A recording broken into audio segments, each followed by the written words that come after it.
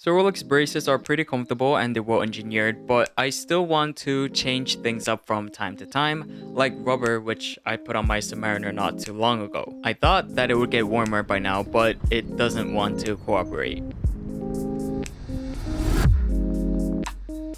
Now, there are people who don't even know that Rolex bracelets can be detached from the watch head itself, which is understandable because not everyone who bought a Rolex is necessarily a part of this hobby. On the other end, there are some collectors who don't want to remove the bracelets because they're afraid of doing some type of damage in the process. So they take their watch to their local jeweler or the battery repair shop on that corner, pay $5, wait 5-10 minutes, and get their watch back only to find that the underside of the lugs have been completely scratched up, which causes them to think if this watch was going to get damaged anyways, maybe I should have done it myself. Now here's something that I tell a lot of people.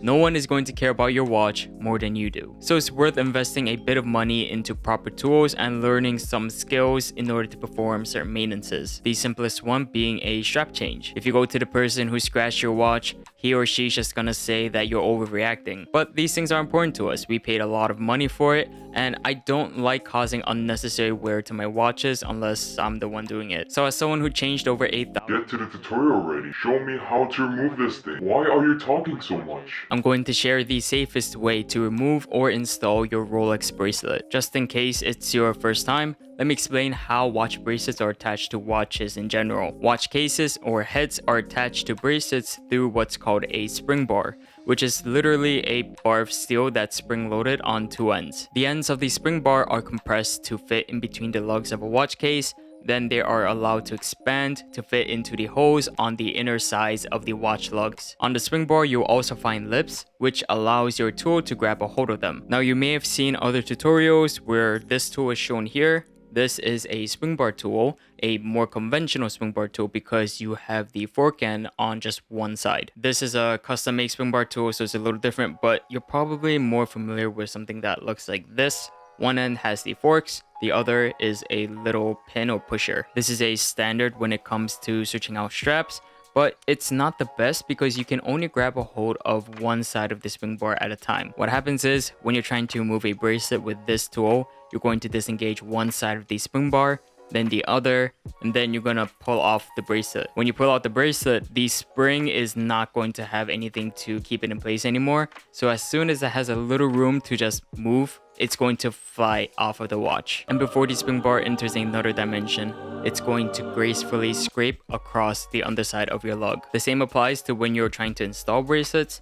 There's no way to keep the bracelet or spring bars in place, so you're going to have to push down on the spring bar against the lugs of the watch while you try to slide in the ends of the spring bar into the respective holes. Because you're pushing down and sideways, you are definitely going to scratch the lugs. So these traditional spring bar tools are great for pliable straps like leather and rubber, but they're not really the best for bracelets. The tool that I recommend is the version 7825. As you can see, it's kind of like a tweezer that allows you to grab a hold of both ends of the spring bar at the same time. If you use this tool properly, there's no need for a spring bar to ever make contact with the underside of a watch lug. Again, this is the safest way to swap out your Rolex bracelet, not the most affordable way, because this thing is pretty expensive. But I think it's important to explain why it's still worth getting this. I already bought it. Show me how to use it. Don't think that you're spending around $200 to simply change out a strap.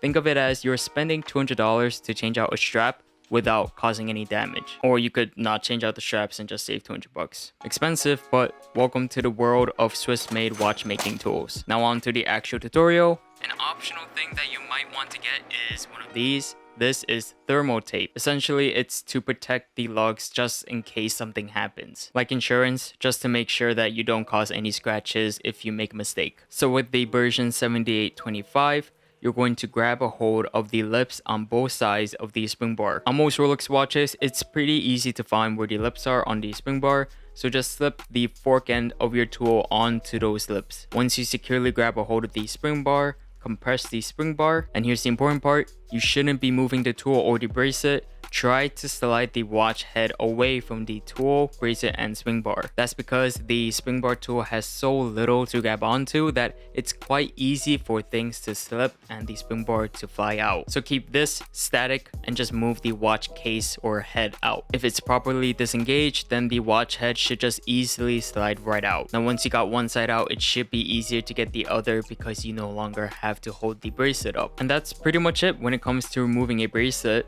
To install it, it's the same process, just backwards. Grab a hold of the spring bar lips with your tool, compress and slide the watch case into the bracelet and spring bar. Try to line up the spring bar ends to the lug holes of your watch as close as possible so that it clicks right into place. You may have to wiggle it a little bit to seat it properly, but it should be pretty obvious when it's fully locked in. I also like to give a little tug just to make sure it's on there nice and tight. Now once you got your new bracelet or strap on, you can take a wrist shot and head over to Watch Crunch to post a picture. Watch Crunch is a platform where enthusiasts like you and me can engage in meaningful discussions about all things horology. Its founders wanted to create a space free of negativity and snobs so that like-minded collectors or us diseased individuals that are attracted to shiny things that go TikTok can feel at home. Whether it's a written post, photo, or video, there's tons of content to view without being distracted by non-watch related topics. It's free to join and quite simple to get started. Think of it as Facebook without all those targeted ads. So I really appreciate these type of platforms. The interface is very intuitive and new features are constantly being added to make the overall user experience more enjoyable. Check out the link below to a post I made on Watch Crunch and feel free to add on to the ongoing discussion. Thank you to Watch Crunch for sponsoring today's video, and now back to the video. Now I realize I spent more time trying to convince you to buy this stupid tool than on the actual tutorial itself. But the reason why the process is so simple is because you have the right tool. If you're trying to use a normal spring bar tool or, God forbid, a screwdriver, the process will be much more difficult and a lot more frustrating. I've said this multiple times on my channel and I even show it on my mod videos. I believe in investing in good tools if it's going to make the process easier, faster, or produce better results, especially the less frustrating part. And straps are such an important part that I think it's a shame for anyone to not give it a try because they're afraid of damage. Like for this Submariner, I had it on the bracelet for a good 3 years before I ever took it off. Not because I was afraid by any means, but just I never gave it a second thought. We all heard the phrase that a new strap can make it feel like a new watch, which I didn't really believe at first, but I think it's pretty valid. This watch is kind of an exception because you do have to do some unscrewing to get the clasp on, but for most watches you just need a spring bar tool, so the process should be easy and quick, which is important because if removing a strap is either a hassle or annoying, I would never do it. Of course, there are some watches that make this process even simpler, like the Overseas, which is why I rave about this system so much. You don't need any tools to remove the bracelet and swap from stainless steel to rubber or to leather. This is my favorite rubber strap, the white for the Overseas, but changing from the stainless to rubber took like 10 seconds. Even the clasp is quick removable, so it's not a hassle at all. These little conveniences make it so much more tempting or enjoyable because I'm not investing much time into doing so. So point being, learn how to change out straps quickly and easily without damaging your watch, and you are going to get some type of value out of it. So that's pretty much it for the strap talk. Everyone's posting Rolex prediction videos and I'm posting videos about changing straps. So this is the second to last video that will be done in this current studio because I'm in the process of moving. I'm vlogging the move and the renovation for my channel members, so if you want to see that, please do consider joining. It's the become a member button right next to the subscribe button. And yeah, so this studio will be no more in a little bit. I'm gonna miss this studio, not so much. Literally, it is 93 degrees in here. Please subscribe. I'm burning.